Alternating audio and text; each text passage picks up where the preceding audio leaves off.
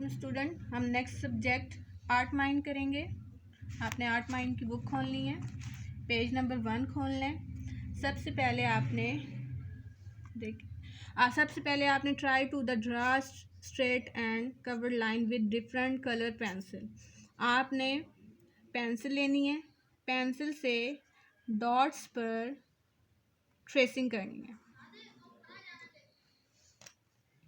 ऐसे आपने पेंसिल लेकर ये डॉट्स डले हुए हैं, इसके ऊपर यूं बिल्कुल स्ट्रेट लाइन पर ट्रेसिंग करनी है और इन सारों को ऐसे ट्रेस कर कर अपना क्लास वर्क आज का मुकम्मल करना है। तो ये आपका आज का क्लास वर्क है। नेक्स्ट पेज पर आपका होमवर्क है।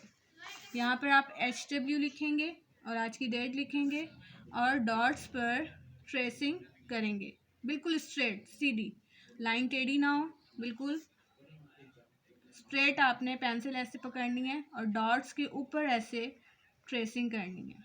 ये आज आपका आर्ट माइंड का काम है, इसको आपने अच्छी तरीके से करना है।